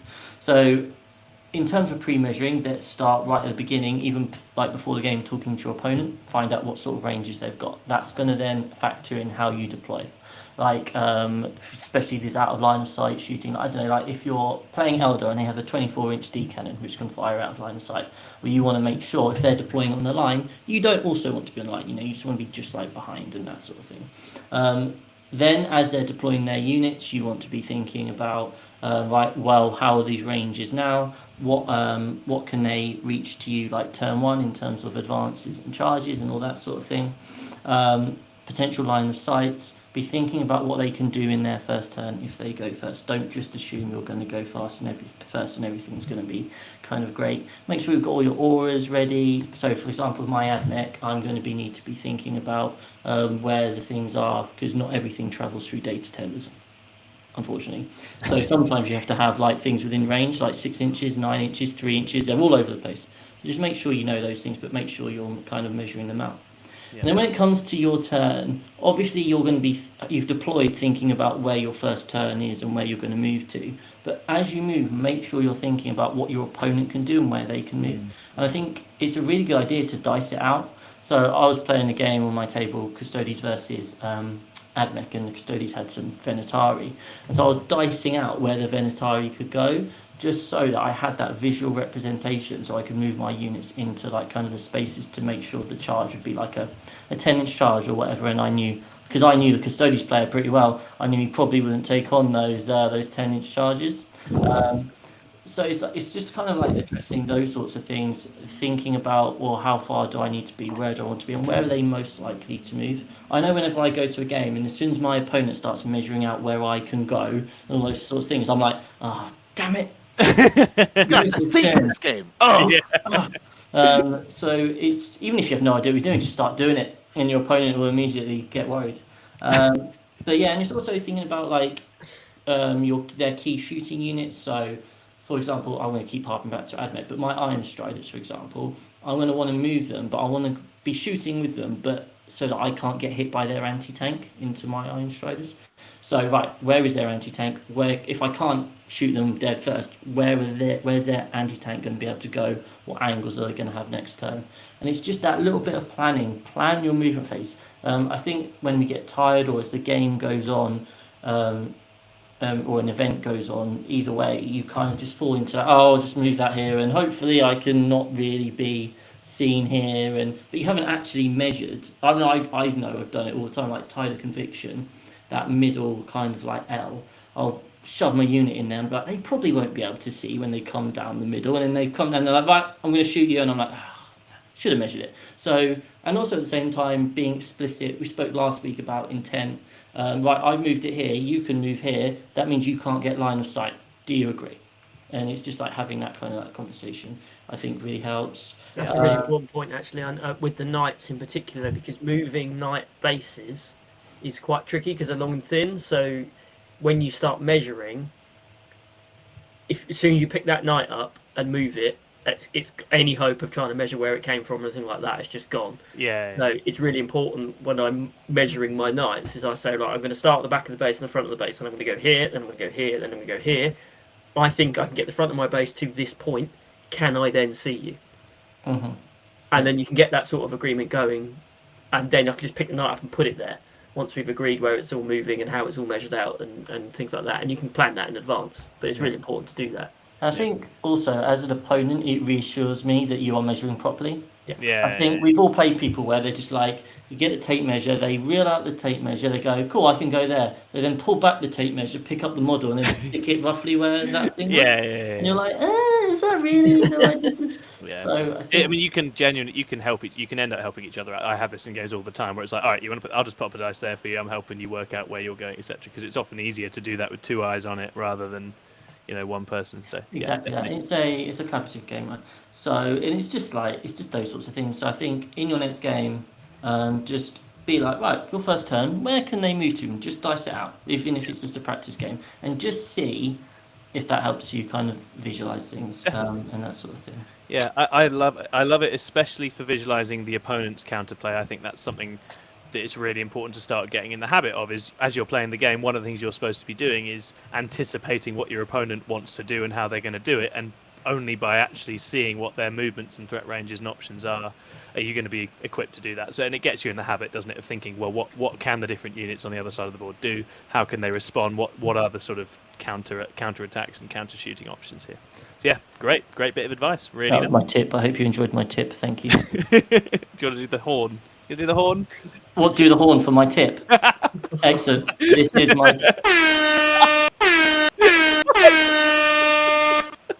I'm leaving. I was say, I never thought that I'd I'm be done. the mature one. Honestly. Yeah, I know. We're just a bit excited because we haven't had an audience before. We'll calm down. I'm sure. Oh, we've just lost 10 viewers. Oh.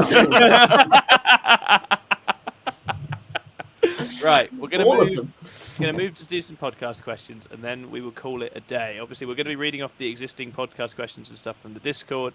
I don't know what our policy on questions in the chat for this will be. Ask away. Super chat $10. Yeah, we'd love super chats, but don't worry about it if you don't have the money. You just chuck the questions in. We're very excited. Yeah, so we'll answer all sorts. No, we don't.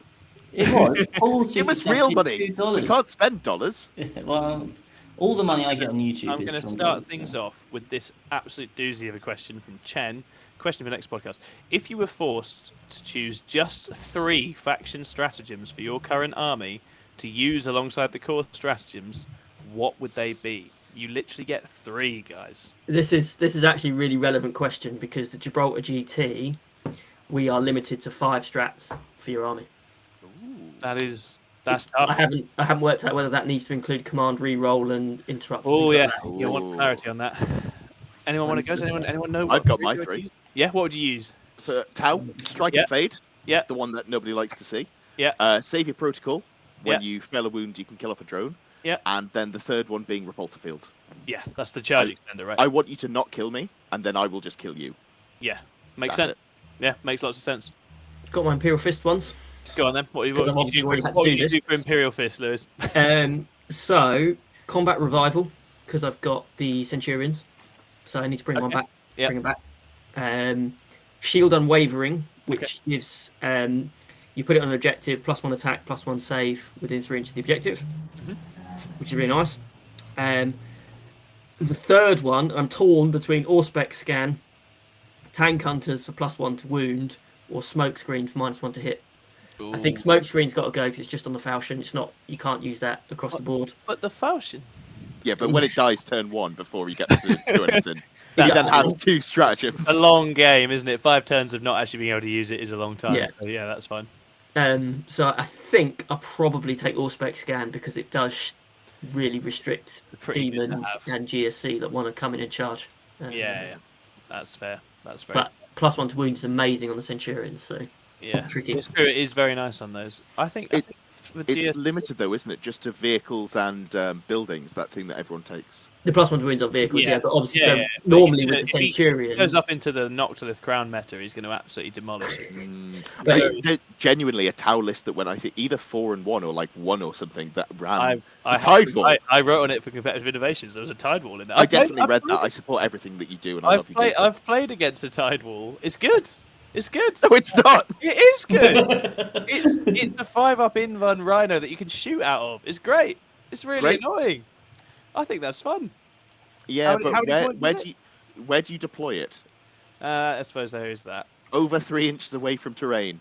What does that? What happens Yeah. then? It dies. Yeah, I you're think there are right. some terrain formats that I don't play where you could get some real value out of it.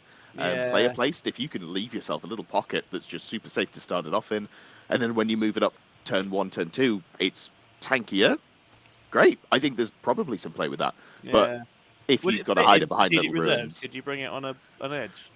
Are you allowed to do that with the fortification? I don't even know. I don't know. And if you do you still have to be away from terrain? Yeah. Or is it maybe. just deployment? Yeah, because it moves, doesn't it? Rules read by literally nobody. Yeah. Who knows? Not me. Tidewall meta though, it's coming. It's coming. Get ready. I'd love to see it, but I won't. Sorry. I think for GSC I would have Return to Shadows to go back in reserves because that's really, really good. I think you want the +1 damage on industrial weapons. And then it's whether you go for another offensive one or another defensive one. And I think probably go in on the offense.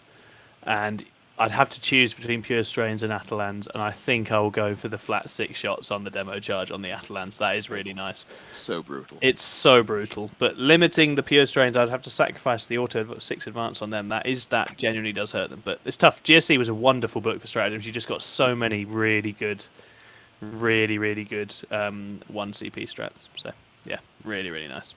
I Cool. think I know knights. I think I can do knights. Oh, yeah? Rotate Iron Shield for 4+ invulnerable save. And then just roll 4s, and then you win the game, right? That's nice. Need the Mechanicus one to get 5+. Against mortal wounds. Oh shit, no, because you need top profile as well, don't you? Ooh. Yeah, that's take top profile. Yeah, you want that. It's Yeah. not a mortal wound matter. Just skip it. Yeah, get rid of that. Take top profile, and then the mortal wounds on the charge one, because it's the only way that Valiants do damage in combat. Yeah, so you've got to think with your Valiant hat on at the end of the day, both of them. Chris? Well, I'm going to ignore the fact that I probably need the give an extra war gear warlord trait. Oh god! Oh, look, Well, clever. that's all I'm I going need. to skip over that part. Otherwise, the army doesn't work. I reckon. Well, I'll go for the one which makes my 40 heavy shots become 80 rapid fire shots. I'm going to auto wound you on 4s with 60 shots, and then it's It's either auto pass them on an objective for 1 CP, or make my Dune Striders move an extra 6 inches by advancing and shoot without penalty. Probably that one. My Las Chickens, probably that one, because it's all about firepower. Power. Those would be my 3. Yeah, makes sense. I'm trying to think for Jakara, you always want lightning fast reflexes. You always want that. Vect. Vex If they only have 3, yeah, Vex, you have 3. yeah, We're both playing 2 down, but you really wanted one of yours. yeah. Vex is super nice to have. And I always like Prey on the Weak to get the reroll ones or the full rerolls against damaged units. I think that's super nice. Those 3, that's probably it. It was never a book that needed strats all that much. It has some nice ones, but that wasn't where the power was. That was in the rest of it being busted. Great. Okay. Next question. What have we got? So, Run Predictable would be interested in our thoughts on building anti-meta lists. How do you try to stay ahead of the curve, i.e. tech pieces to solve our current DA problem? Well, we're all very ahead of the curve here. So as you correctly identified. Taking there's definitely a general point. Yeah, well, yeah. There's definitely a general thing that if you take something that's a bit weird and a bit off meta, you will throw people off. You absolutely will. People will have taken what the internet's told them is good. They probably won't be that practiced with it. Yep. And if you take something they're not expecting, they don't understand, you have a good chance of getting a result. Yeah. Even against lists that are in theory better than yours. For sure. And I think it's always one of the things that I always kind of come back to with this is it is much more useful to understand why things are good than to understand what is good. That is ultimately what is the important thing. And if you have a sense of what makes Dark Angels good, so what makes Dark Angels good? They've got some lads who could only be wounded 50% of the time. So what's the answer to that? Any good reroll to wound mechanic with high AP is the answer to that, or mortal wounds. Those are the key ways of bypassing that defense. So those are things that you want, right? So again, why did I get Drazar out the other weekend? It was like, well, Drazar loves rerolling to wound and kill stuff. That's just fun to do, right? It's just a good time. So that was one of the thoughts in the back of my head was related to that.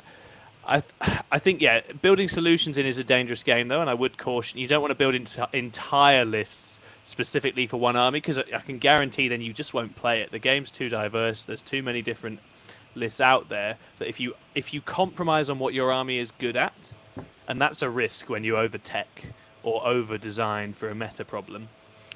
My long-standing example of this is the wonderful Wraith Host list I built to get Imperial Fists with back when they were big, Lewis, because I got demolished by Imperial Fists. I was like, wow, Wraiths aren't vehicles, so what are you going to do now? I'm going to punch your Wraiths.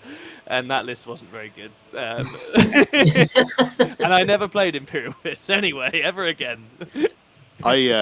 Speaking of, when we played, I was playing Shadowkeeper Custodes. Yes. Because we'd just come into Nephilim, and what I had seen, I was understanding that Bloody Rose Sisters were going to be the army. Yeah. And we were at the Unconquerable. And, it's literally everyone who has access to all the armies that they want to play. Yeah. I was like, all right, Manny's going to be bringing them. Everyone else is going to be bringing them. You've just got a tech to beat Sisters. So you've got to think about that. So I was running Shadowkeepers Custodes, all sword and boards. It was going to be fantastic. Yeah. And I had really just not prepared for an open field. So I played into armies with lots of mortal wounds. Yeah. Lots of shooting. Hello. Fast armies. All of the above. And I only got to win when I played demons at the end of the day. Yeah. And that was the weekend that the book came out. I was playing a ringer, and that was a bad time. So my advice is do not tech for it. I've actually taken my Dark Angels tech out. I was going to run some hazard suits. They do lots of melter shots. It's blast. You get the rerolls with the Farsight Enclave strat. Reroll to hit and wound for 2 CP on a couple of models. 160 points. Melts 4 or 5 Terminators. You feel pretty good about it. And then I thought, how does that kill staging armies? Doesn't. They're really slow. They move 8 inches. You can't use any strats on them. So I've got a deep strike, and you're going to screen out guns that have 12-inch range. And I just thought, fuck it. I'm just going to either lose or outplay the Dark Angel player, and I'm going to have more chance into the armies that I was struggling with that list into with another plane.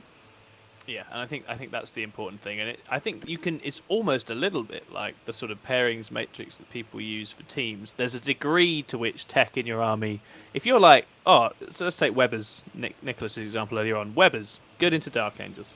they're also good into a whole bunch of other stuff because it rolls against strength. So it's good for elves, it's good for demons, it's good for lots of different things. You can put it to a range of different uses. So that at that point you're going, that's a bit. It's also good for guardsmen. They're strength 3, so it does lots of mortals to guardsmen. 18-inch range, you can come down outside the screened aura, right?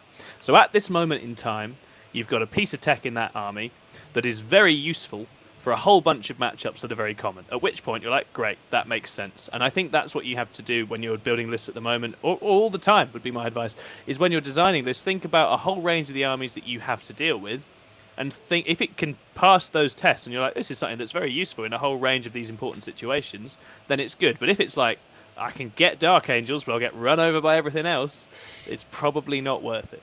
Yeah, so for example, I've put in a 50-point techno-archaeologist into my list. The other marshal would be nicer because it gives me another form of reroll 1s to wound. But the techno-archaeologist stops deep strike within 12 inches, as well as allowing me to action and shoot with a unit. So that just automatically. I mean, in theory, I'm already quite favoured in the demons matchup because of the Vanguard. I've also got a 2CP. All-spec scan stratagem as well. So I've got tech, but that 12-inch thing is helpful into GSC, into demons, into all these people who are bringing in reserves at the moment. And it's just like those little things can hopefully have a long way, but I'm not about to play. We're in a meta where reinforcements are a big deal, right? Exactly. So having a reinforcement screen is, and we talked about this in previous shows, it's a big deal. If you can identify the overall character of the game at a moment in time, it's like screening for advance and charge or pre-game move stuff. That's something that's quite prevalent in various different armies. So having something that can block that off or go out on the line and buy time is useful. And that becomes useful beyond just one matchup. And nothing that you guys have suggested are massive skew changes to completely change it. Your list fundamentally remains the same. You've just changed a couple bits of war gear, or you swapped one of the characters out in your case, Chris. And it's one of the reasons that a lot of people ask me why I bother putting the assassin into the knights lists. The reason is because she gives me a load of play into stuff that I wouldn't previously have play into. So take the Votan game, as we talked about earlier. It gives me a banner secondary. It gives me an action secondary that I don't normally have access to as a knight player. Completely. So it opens up options. So if you've built your list to do its thing well and have options into lots of different things, you're kind of prepared for whatever comes around. So if you faced 50 Terminators, it might just overwhelm you and there'd be nothing you can do about it, and fair enough. But actually, if you've given yourself a few tech pieces and a few bits of options that you can say, well, actually, don't normally take this secondaries, but I'm going to take R&D because he can't cover the whole board in Terminators, so I can jump around him, and I will just score more points than him. Yes, he will sit in a big lump in the middle, but I'll have scored more points, so I'll be happy. Yeah, absolutely. And just to return to the overall sort of ethos of the point run predictable, I think the other thing with an anti-meta list or just a non-meta list is that all meta lists were at some stage untested, untried, unpiloted by someone. And I think the most important thing is to have a list that you understand inside out. You can see its applicability. You understand how you can use it to solve challenges in other armies. And you've got some degree of practice and experience with. That is what you'll be most dangerous running, I think, always. And that's where, and you catching people out and creating something interesting is always there's a lot of joy to be found in that. I really enjoy it, and I think it's well worth doing. But so you've got to put the work in. You have to understand why things work and how they interact to make that really work. It's not good enough to just have a concept and run in and hope it works. But some really interesting lists have come out that Works way. For me. But no, you have to. It's a really good point. You have to enjoy what you're doing as well. Yeah. Like, you've got to enjoy the army you're using, even if it isn't the top one, especially if it's not the top army. Yeah. And in moments where the top of the meta looks a bit joyless, as I think if we are headed into artillery meta, that's quite a joyless top of the scene. That's the time to go and have fun and muck around and try other things, I think, unless you really love playing artillery and playing in artillery mirror matches, in which case, good on you, go fill your boots. But you can go and have fun with other stuff in the meantime and wait for them to sort it out if not.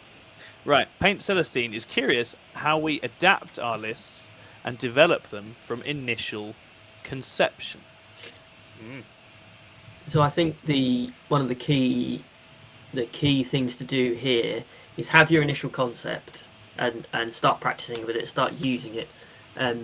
But it's important that if it doesn't quite work out, that you don't just immediately start again and get rid of everything and go completely from scratch. You want to make small changes at a time, because if you enjoy the concept and that's what you want to play, then fundamentally there will be a way to make it work. Yeah. But if you just keep resetting and going completely with something completely different or completely new, you'll never learn to what makes it work and what doesn't work. And it might take 6 months, a year of practice regularly to get to a point where you can make it click. But you won't do that if you just go, oh, that was a load of rubbish, I lost 2 games, and then throw it away and start with something completely new. So it's an iterative process, in my opinion. Completely. Yeah, I think iteration is right. And I think it's thinking about what percentage of a list you change. Different people vary on this. I, for my own sanity, after a few weeks running a list, will want to change like 300-400 points of it a lot of the time. This is why I'm running average this weekend. Don't judge me. I'm just having fun. Sometimes I just need to change that sort of chunk of points up to make it interesting. And I think that's beneficial to do, but it means that all the experience and reps and practice I've got with the rest of the list is still there. So I think it's having that healthy percentage of a list. And as Lewis says, if you lose and the first thing you do is start designing a list for a new army, or go and pick a different army up, or completely start from the ground up, what you are losing is all of the experience, right? All that practice experience. And you're sort of throwing that out with the bathwater. And I think if you want to develop as a list, then you need to go back again, and you can retool and you can adapt, but you don't want to completely throw out the concept or the army. I think it's important as well, when you're doing your practice, to be really honest with yourself about why things didn't work. It wasn't the dice. It wasn't because, oh, this unit's really bad. No, it's because you went for a weird 10-inch charge and it didn't pan out. It's like, if you can identify which bits of the list don't work because of the, it's not a mistake that you made, or, oh, I made this mistake, but I actually don't think that they solve the thing that I want them to solve. When they made it into combat with those Dark Angels Terminators, they only killed 3, and I thought they were going to kill 6. If you can be honest about why something didn't work and then take it out, you'll get a lot more mileage out of it. So important. But I agree with you. I don't think I've ever been to an event with the same list, excluding ones where you've had to submit the list beforehand. So I went to an RTT just before the LGT, and I had to submit my list for it, and I couldn't change it on the Sunday because LGT was locked in, or whatever it was. It just, you always find little tweaks, then go, oh, maybe this will solve a problem that I have. Yeah, and I think that's one of the other things, is that evolving and adapting a list isn't purely about, dare I say, about making it better either. It can be about working in things you want to try. It can be about units you'd like to get out there. It's not always, not every adaptation or change that you make is about squeezing the absolute most juice from a list. Although I think inevitably you do think in terms of the experiences and games you've had, and you spot solutions or things to help you shore those kinds of things up. I've just had that, Ed, where there's a local league to here that I've joined, and you have to submit a list for like 3 rounds that are weeks and weeks apart. So I've been stuck on this list where I put the flipping Reductus Saboteur, who I don't even like. It's miserable. It's so miserable when you've locked in a list and then you make a change. You're like, oh, this feels so much better. Horrific. And you're just stuck with it for weeks and weeks and weeks, which is just not my jam at all. I like to completely bounce around. What do you think, Chris? Yeah, I think it's an interesting one. I think the amount of times I've got a list and then I go to an event and the opponents I play really warp my opinion of the list. So like I had one tournament I went and I played against Marines 5 times with my Harlequins with Armour Contempt, and so that immediately starts making you like think in a particular way because of how it went. So I think it's really the amount of times I've gone, well, if I had this unit in this particular game, and that actually would have changed things. So yeah, my general approach is I'll take a list that I know does well. So for example, the Lucius like block list for AdMech, I kind of know the basics. But then I need to get it on the table. I need to start working out, firstly what works for the scenery we play, which is the UKTC scenery usually. And then I also need to think what fits my style. So for example, quite often a lot of the Lucius builds have like 1 counter-attack punch. So they have like 5 Dragoons or 10 Lost Stalkers in a boat.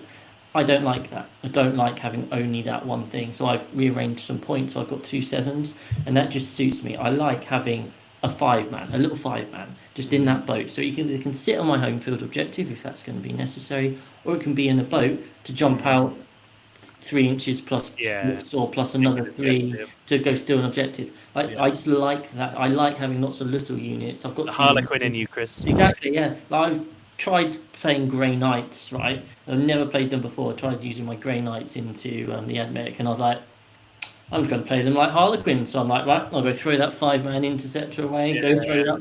Turns out that's not the way to do it. And it's just, so you have to kind of like work around. But it might well be that 30 interceptors and 4 Dread Knights isn't actually the way that would suit me for playing Grey Knights. Who knows? But yeah, you have to get a feel for the table. Like Lee Jones, he loves to send lists, doesn't he? He's like, I've tweeted my demons. I've received about 20 different demon lists since Lee. He has a lot more time to write lists and play games at the moment. Yeah, and he's like, what do you think of this? I'm like, I don't know. You just got to play games, and that sometimes it just comes down to it. You just have to play, put them on the tabletop, move them around, get a feel for. I wish I had for turns 2 and 3. I wish I had this extra little unit just to keep sending out, and that sort of thing. And you just and as you say, it doesn't come about from being half your army changed. Yeah. It's 300-400 points. In terms of deciding what to drop from lists, because this is also, it's not just what you're bringing in, right? It's what you're getting rid of. I think it's really important to avoid overreacting when one unit has a bad game as well. And I think, again, taking it back to that matrix and thinking about armies in terms of, you have a whole chart of situations in which your list needs to perform. I think having a very, this is where again the honesty, I think self-awareness with this is hugely important. Be honest, was that ever a matchup in which that particular unit was going to have a great game, or is that just one of the matchups where it's not going to be able to shine and do the best? And actually there are other matchups that are important where you'd want that tool, right? Just because it has a bad day doesn't mean it's not, in the sum of things, a really important asset to have, right? So again, the Clamorous is a great example for GSC. The deep strike screening is amazing. The action and shoot is amazing. I had a couple of games where I didn't really feel like I understood how to get the most out of it, and I wasn't using it particularly well, so I took it out. I think it's a tool that's extremely useful, and I'm fairly confident I'm going to wish that I had it across Manchester weekend, but we'll see how we go. And so it's just about avoiding knee-jerk decisions as well, and making sure that you assess a unit in totality rather than on the basis of like one swingy game. There are very few units that are good in every single matchup. Yeah, exactly. There are units that will work really, really well against some opponents, and then against others they're going to be effectively dead weight. Yeah. Crisis suits, baby. They do everything. Well, yeah. I mean, obviously they cost not very many points. Well, yeah. Again, Valiant does kind of everything. It will smash whatever it puts in front of it, regardless of whether it's infantry or not. But it's best part of 700 points. So my block of 5 is sub 400. That's very cheap. Don't take any defensive drones and don't make mistakes. Never let them get seen. Laney, that's my favourite comment of the day. I am in favour of overreacting. What? Absolutely love On it. the internet, I absolutely love it. We too are in favour of overreacting. Don't do as we say and don't do as we do. Go and do whatever mad stuff you want. Go absolutely nuts. Great. Okay. I think there was one more question and then we can call it a night. So, Manchester is seeing a lot of the new. We're calling them the Wenger boys, are we? Okay, out of line of sight. Out of line of sight, shooting Marines, mortars and D cannons. Are we moving to an out of line of sight meta? And how, if anything, would it shape your lists going forward? Just bend over and take it. That's my plan. Run knights. Don't give a shit about mortars. They might give a shit about the rest of it, to be fair. Yeah. The assassin. Make sure your character's screened. Well, yeah. To be fair, because the assassin the Canada's assassin comes in 3 plus d6 inches away. So if you roll okay, it normally comes in 4 or 5 inches away from your opponent. That's very difficult to screen that out. Yeah. And then it's in combat. Then it doesn't matter at that point. It's goodbye mortars. Yeah. So yeah, she does not start on the board in that matchup though. No. And neither does as many knights as I can possibly get in reserve. Start in reserve. Yeah, that's fine. And then I reserve the rest of them on turn 1 with the strat. Yeah. Nice. Transports and deep striking, though, I think would be the solution. Yeah, exactly. Paul has put transport for days. Paul, you're not going to run any transports, though, are you? Go on, take 2 land raiders for your Terminators. Be a hero. Do it. Yes, Absolutely do it. The strat reserve, I mean, it's free now, so I don't think I wasn't planning on. I was expecting face loads of mortars. I wasn't expecting the Wenger bus, but I'm just going to start my Kroot Hounds off the table. Yeah. And that's about it. Or 49 inches away from the corner of the ruin. Yeah, Vic, we're getting serious with Kaladin. Yeah, you've really missed. We're deep in the woods of very, very astute tactical discussion here. Yeah, we are talking about Desolation squads, mate. We're trying to work out our way through the sort of yeah, they are fair and balanced. I completely agree. It's funny because the initial reads that everyone had on them, apart from the people who are taking them to Manchester, apparently, was that they just weren't quite there. Yeah, I agree. People didn't seem sold on them at the time. Their anti-tank guns are not ignore line of sight, are they? No. No. Imagine if it was a Dark Lance that ignored line of sight. I think the bit that we all kind of missed is that Dark Angels are already real fucking good, and but they do have a chapter tactic, and you don't normally think about it unless you charge the Terminators. But it's +1 to hit if they didn't move. Suddenly you're hitting on 3s again, and that's not awful. I was doing, when I was looking at them, I was running the math on 4s. I was like, do you take a Chapter Master with them? Fuck, there's a lot of stuff I'd rather put Chapter Master on. Maybe not a Dark Angels, because you might have a Chaplain or something like that. So it's weird, and you might not even step them out of cover into some matchups. You might just take them for the non-line of sight, which is wild for their points cost. But yeah, it'll be really interesting. I hope I play into it. Guard matchup, doesn't it? It just means that Guard who have been demonstrating they're quite good, and now suddenly in a position where all of their infantry bodies need to be very careful in terms of where they are and how they position. In a transport or dead. In a transport or dead, or use transhuman and then medic them back or something. I don't know. They got some stuff. They can defend themselves a little bit, but it's I mean, I'm not adapting too much for it. I think with GSC I've got things I can do to mitigate. That is a compelling argument. Yeah, and Paul has said if you compare them to heavy Hellblasters, which as we know have been all over the meta the whole time throughout 9th edition, heavy Hellblasters. They are definitely good, though. I think in Dark Angels, where the +1 to hit cancels them out, it's relevant. But anything you can do to have good cover is going to mitigate it to a large extent, right? If you can boost cover in any way. So GSC, I can boost 1 unit to effectively a 3-up, which is then a 2-up, with the artillery boost to cover as well. So there's going to be 1 unit on the board they can't put a massive dent in. And then it's just being as durable as you can, and then delivering the rest as well as you can, and hoping that they're a bad player. So there's always that chance. Right? I'm really interested to see if they're picked up anywhere else, because I think UKTC has some of the lowest terrain that you can stand in, because a lot of the ruins are just L ruins, whereas a lot of places, if you're playing on Games Workshop, you've got those massive Perspex bases covered in really ugly terrain. If you're playing WTC, they tend to have, from what I've played on WTC, they often have bigger bases on, and also line of sight blocking with windows on the ground floor, so you can edge on. I think UKTC is posed to really be bent over by these, and that's something that I hadn't really considered in comparison to other terrain formats. It's so the maybe fact, we'll only as well see that if you're standing on any of the middle L's to get the cover, you're then visible. So you're getting shot by everything else. I'm a huge fan of windows on the ground floor, but this is like the one time I'm like, oh fuck, I wish I had a bit of cover on there. Something to toe into. And it's going to be interesting to see. I mean, Manchester's going to give us some data on this, right? I do think there's a real risk that if you overtech into artillery, you don't have enough stuff to actually just have presence on the board and push out. But it's all going to depend how much damage they do and whether it compensates so much that it's worth having. I don't even know if it'll give us any information, because I haven't looked at all the Dark Angels lists, but I think it's just the really good players are taking them, and I expect them to win all their games anyway. They'll win all their games anyway. It's... It'll be... I really want to play into it. I hope I get... Yeah, me too. And, like, Dark Angels is an awful matchup for my list, so I'm just saying I really hope that I go at best 4-1, but I want to puzzle out how it works. And, need to see it, right? Start working out what the output levels are and what it can do. Great, okay. I think that's all the questions. I don't think anyone has... we haven't got any chat questions to deal with, so I think we can wrap up there. This has been our first ever live version of that 6++. Everyone with headphones on, it's just... Oh yeah, I don't know how loud it is for everyone else, but that is so loud for us. It's so loud. It's just so oppressively loud. Thank you so much. I'm a little bit bowled over how many people have watched and commented. We hit a high of 32. Yeah, that's genuinely a lot of people, and it's been really nice seeing people joking around and having fun.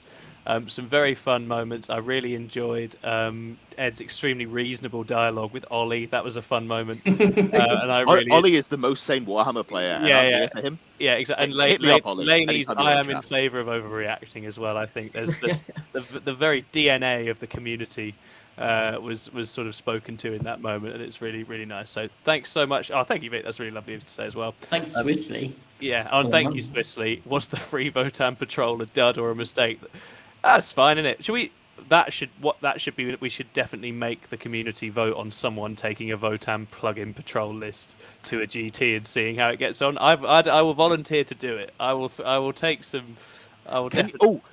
If you want to fuck around with Votan, can you Yeah. play the best sisters list, which is doesn't have many sisters, because you can put the free patrol in. So you just take like 2 units of bike, 2 land fortresses, as much Votan as you can, and you play sisters for the secondaries. I wrote it. Hold on, I've got a sisters list that I wrote here. I really hope I haven't deleted it. Give me 2 seconds, because I wrote this when Arcs of Omen came out, and I think I just put in like the sisters good stuff. Yeah, here we go. Sisters V1. Let me just open this up. So I did have to take 1,200 points of sisters because I limited to just 1 land fortress. I think they're too expensive, but you could go more meme. But yeah, it's like the Forge Master, it's the Warriors, it's 2 squads of Pioneers, and then it's the land fortress as well. And you're like, yeah, I'll take some sisters stuff as well. Sisters good stuff. What are you gonna do? Amazing.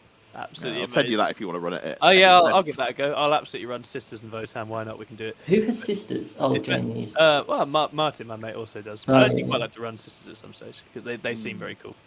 So that was us saying goodbye. We're not good at these things, right? Yeah. You know, we were trying to say It goodbye. cuts out after And 2 we hours. just had a lot of fun. so- Ollie, thank you for the lovely comment. Appreciate it. Oh, Ollie, Yeah. you and me, we're having a thing. I hope you're at Manchester. I'll take you to my Airbnb.